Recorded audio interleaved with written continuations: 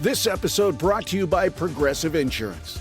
Do you ever find yourself playing the budgeting game?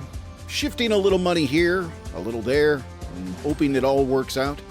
Well, with the Name Your Price tool from Progressive, you can get a better budgeter and potentially lower your insurance bill too. You tell Progressive what you want to pay for car insurance, and they'll help find you options within your budget. Try it today at Progressive.com. Progressive Casualty Insurance Company and Affiliates. Price and coverage match limited by state law. Not available in all states.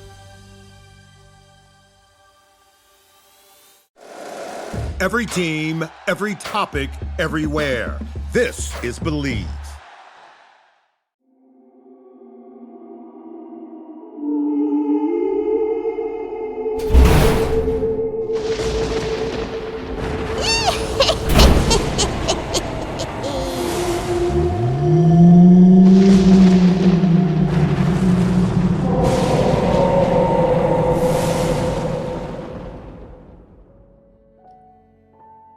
Hello and welcome to another episode of the Halloween podcast. I am your host, Lyle Perez.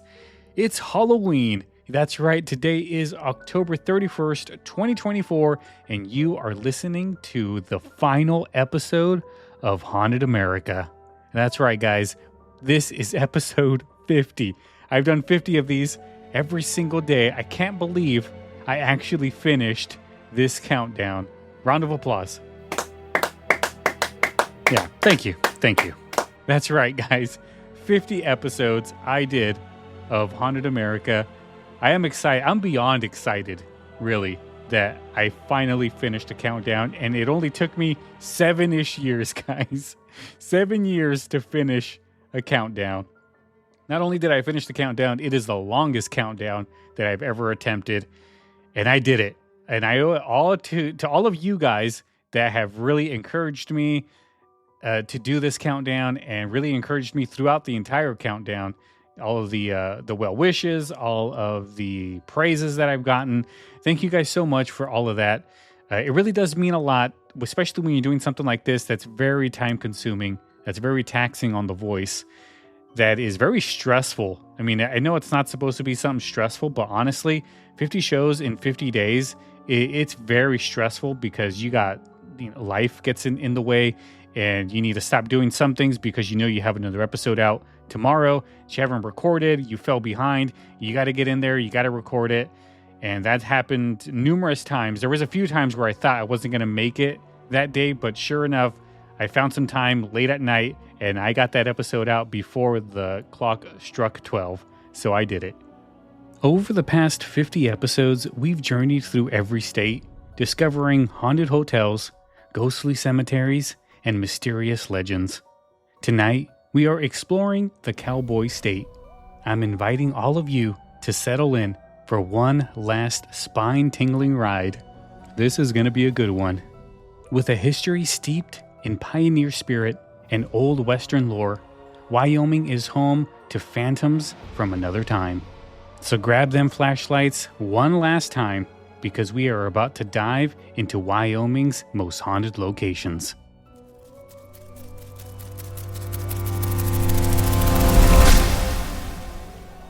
We begin our Wyoming adventure at the Occidental Hotel, a stunning relic from 1880. This place has hosted the likes of Buffalo Bill Cody and Butch Cassidy, but it's not just the famous who linger here. The ghost of a young girl is often seen on the grand staircase, cuddling a doll, as if she's been waiting for someone to play with her for over a century. Guests report hearing the disembodied sounds of boots stomping down the hallways and saloon music drifting through the air when the bar is closed. The ghost of a former cowboy, often seen in the saloon, is said to tip his hat to visitors before vanishing into thin air. The Occidental Hotel is very much alive with the spirit of the Wild West, and those who stay here might just get a glimpse of that bygone era.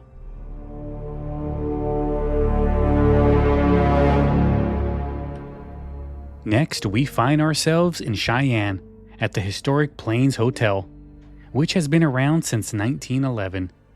The tragic tale of Rosie, a heartbroken bride who took her own life, is what haunts this hotel.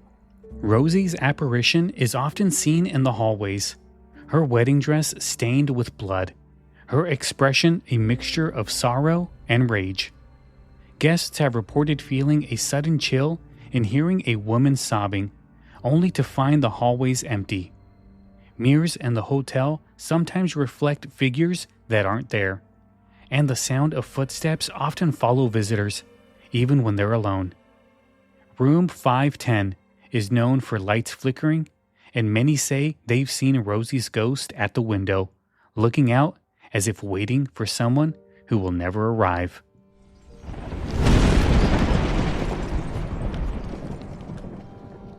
Our next destination is Fort Laramie, a military post dating back to 1834.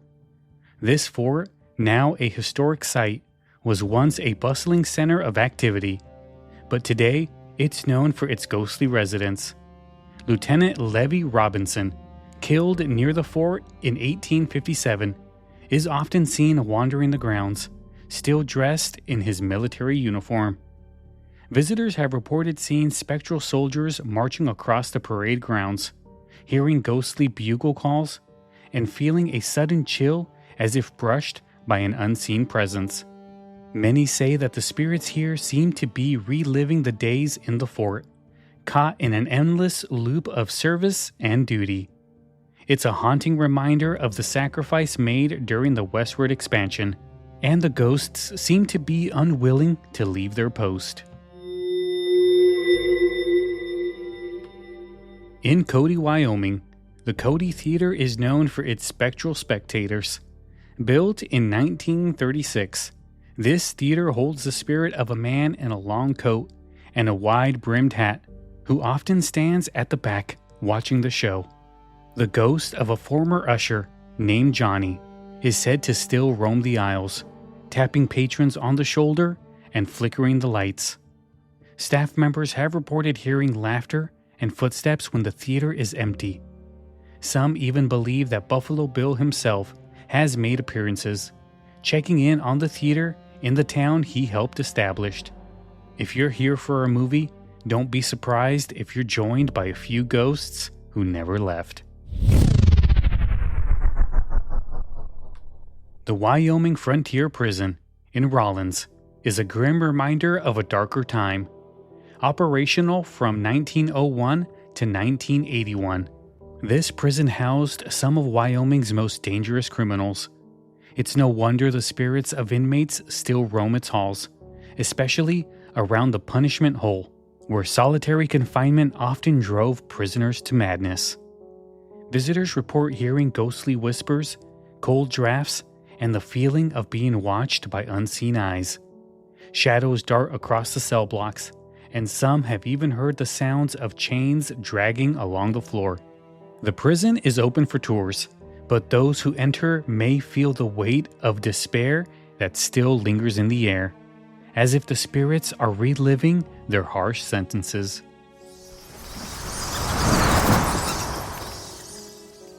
Next, we return to Cody to visit the Irma Hotel, built by Buffalo Bill in 1902. Buffalo Bill's spirit is rumored to linger, especially around the famous Cherry Wood Bar, a gift from Queen Victoria. But he's not alone. The spirit of a young woman named Emily has also been seen wandering the halls, dressed in a long white gown. Guests have reported smelling cigar smoke, feeling cold spots, and hearing footsteps when no one is around. Some have even seen Buffalo Bill himself, tipping his hat and disappearing around a corner. The Irma Hotel still operates as a hotel and restaurant, inviting guests to dine and stay alongside its ghostly residents.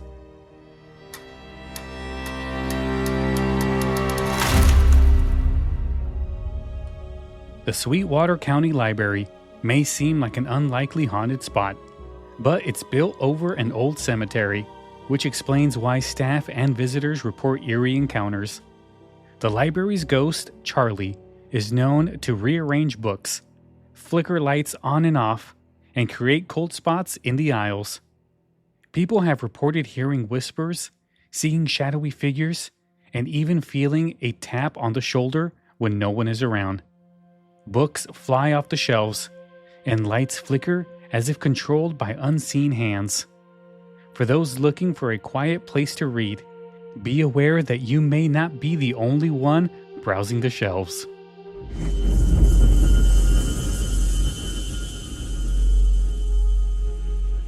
Built in 1911, the Victorian Hotel was once a luxurious destination, but now it's known for its resident ghost, Emily, who died under mysterious circumstances. She's often seen on the third floor, wandering the halls and singing softly. Guests have reported hearing her footsteps in the middle of the night, doors slamming without explanation, and catching glimpses of her reflection in mirrors. The atmosphere here is thick with a sense of sadness, as if Emily is forever searching for something she lost. Those who stay may find themselves with an unexplained roommate who never quite checked out.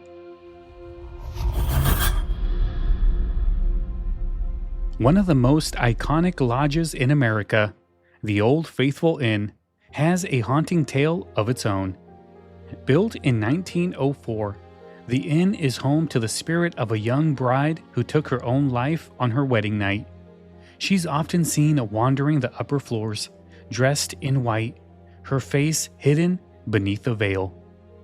Guests have reported hearing her weeping late at night, and some have even seen her ghostly figure drifting through the halls. Shadows move on their own, and the air often grows cold in certain areas of the inn. For those who visit, the beauty of Yellowstone comes with a reminder that not all who come here are ready to leave. For our final stop, we're heading to the Virginian Saloon in Jackson, a place where history meets the supernatural. Established as part of the Virginian Lodge in the 1960s, this iconic saloon has long welcomed locals, travelers, and even a few unexplained guests. With its dark wooden interiors, vintage decor, and dim lighting, the Victorian sets the perfect stage for ghostly happenings.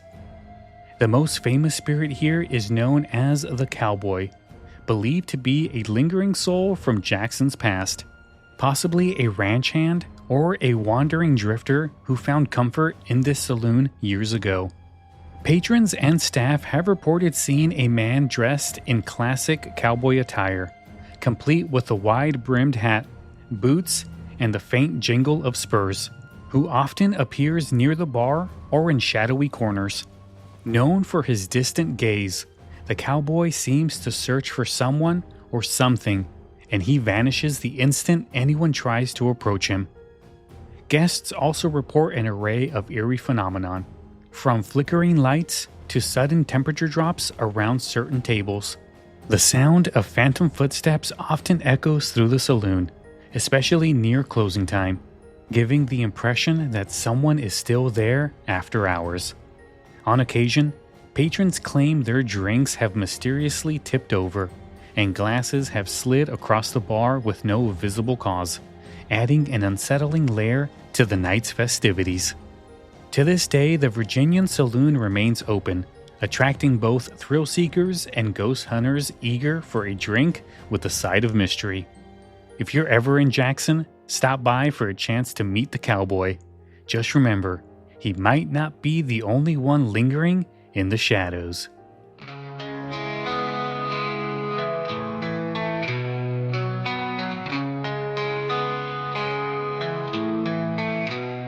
As the moon rises high on All Hallows Eve, ghosts and spirits come out to weave tales of the haunted places we'll explore. In the darkness there's so much more. Join us on this spooky ride through the states where the spirits hide. Welcome to the Halloween podcast, hosted by Lyle, the ghostly forecast.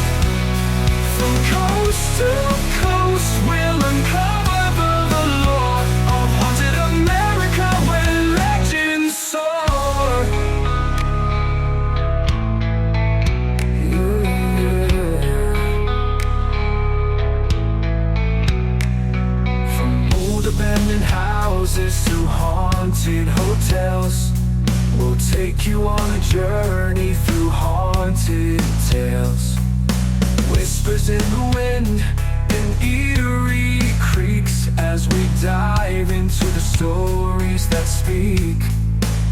Listen close to the haunted whispers.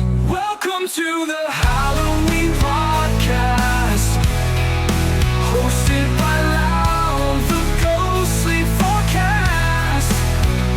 From coast to coast, we'll uncover the lore of haunted America where legends soar.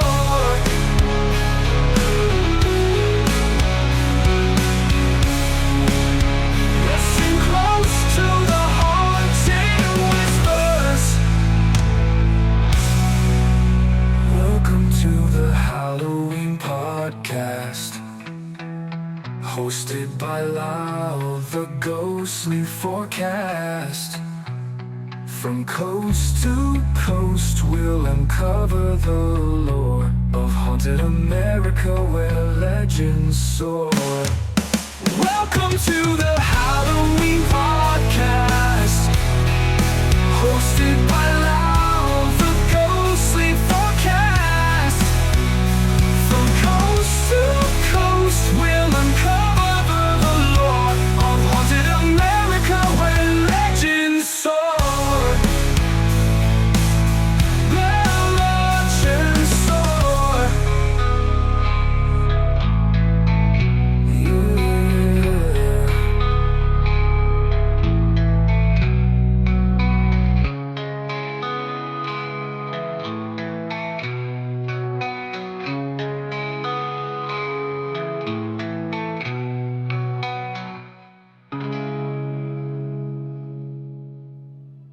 And there you have it, everybody. That was our final stop on the Haunted America tour. We went to a lot of different places, haunted hotels, old prisons, ghostly saloons. America is one haunted place. And I'm so glad that we took this tour together. And I'll be honest, it was pretty rough on my part.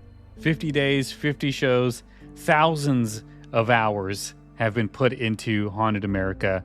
And I'm not joking.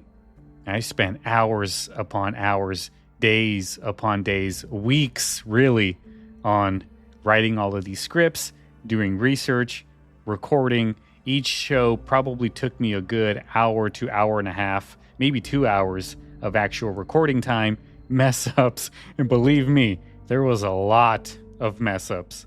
Editing, finding the music, everything was just, it was a lot of work. Thousands of hours, guys, got put into Haunted America.